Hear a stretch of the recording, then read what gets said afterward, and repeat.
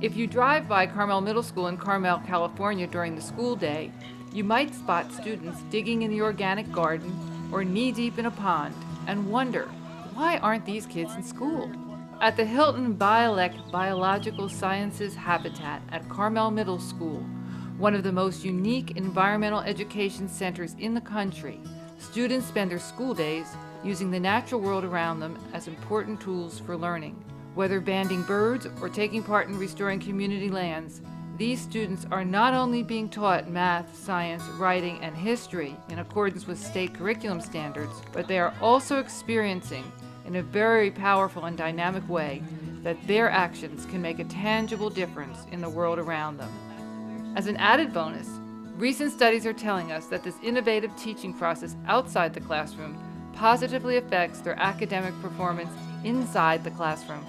Well, the inspiration for this project, I think it's just part of my soul. I think as an instructor, I wanted to give back to children and the community, and so I became a teacher. And at middle school here, I try to weave in a lot of myself into my programming and my science instruction. And a natural thing sort of evolved for us here at Carmel Middle School. We're having 10 acres here on the east side of campus. My vision was basically to create an outdoor science center here.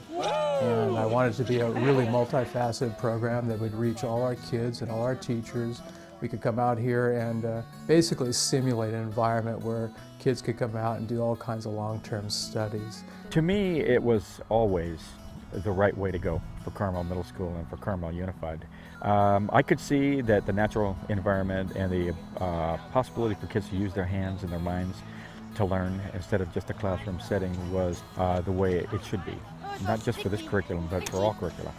And so we developed a bird banding program over here. We've been monitoring birds here for probably about 5-6 years now. And then we developed a master plan with a variety of different programs. One was the organic garden program and nutritional and cooking classes. And then we got a watershed grant here the last 2 years. We've been doing a study in our watershed, which makes nice connections with these particular programs we've been working on here. And then the native plant program. I felt if we're going to do bird studies here, we needed to actually develop some sort of habitat here. And so we started taking baseline information on the plants and animals, and showing kids if you create habitat for animals, you're going to have a lot of increase in numbers and species. And so this has been an ideal environment for myself and my colleagues in science. I've been very proud of all the work they've been doing, and now we're bringing the other teachers of middle school here and the other schools from the district, and then we're also reaching out in the community and bringing many, many people here. One that I'm passionate about is bringing chemistry out into the garden instead of just doing classroom activities.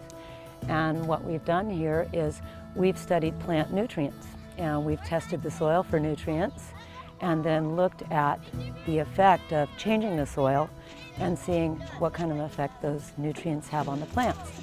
And I tied that in with chemistry and organic chemistry, and it was completely hands-on. The kids made connections with the foods they were eating, the plants they were seeing in their life, and how significant those nutrients are to us and to the plants. Mainly we plant vegetables and fruit and things like that, and the kids over the course of the growing season will tend to them and then actually harvest them and enjoy them.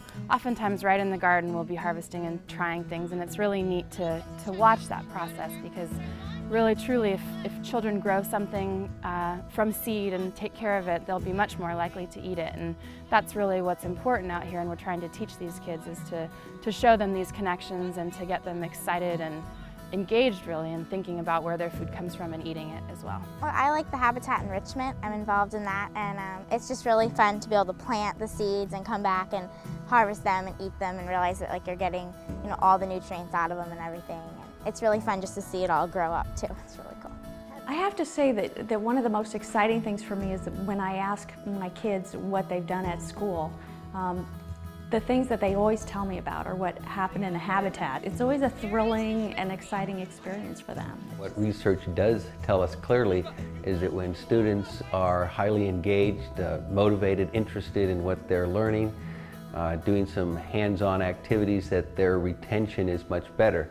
And that is reflected in overall learning and student achievement as well as test scores. There's all sorts of opportunities that this place offers that if we just try to do it in the classroom, we couldn't get to. So it's just a fantastic opportunity to get kids to explore things in meaningful ways that regular classroom experience wouldn't provide. What I want you to do now for me is to start organizing your 3-paragraph essay where you have to write about it, okay? And remember, any statements you make, whether you think this river habitat is good or bad or whatever, you have to back it up with some of the observations that you're just taking. Observations about the temperature, plant cover, depth of the water, cleanliness of the water, whether it flows year-round, those kinds of things. We could go back in the classroom and write, or we can work out here in nature's classroom. Find a little sunny spot, lean next to a tree. You might want to start organizing your essay. Kids that perhaps would struggle in the traditional setting in the classroom, and they get to get their hands dirty and dig around and plant those plants and catch that bug or find that snake, and they're transformed, and they gain some confidence, they have some success. And not only do they have that out here, but it spills over into the classroom. When we first started this project, we were a small part of the middle school. As time goes on, we've become more and more incorporated into the curriculum at the middle school and the entire district.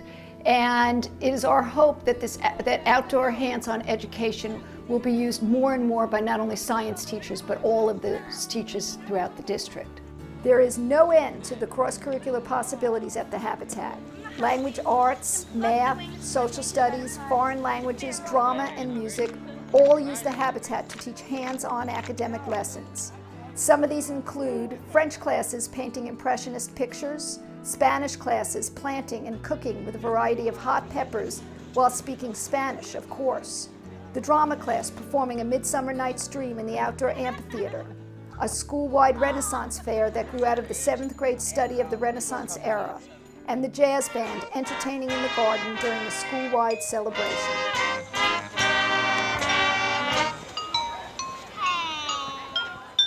I was a hands-on person. I liked applied learning.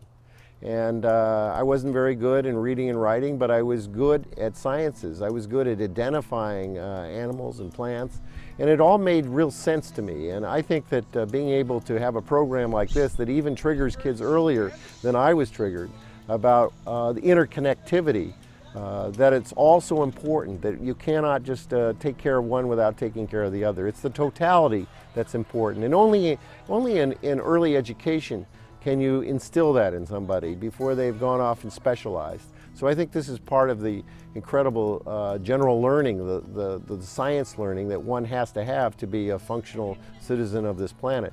And frankly, I think that you're going to find great leadership coming out of the students who have been exposed to this program in their college studies and thereafter in their professional work.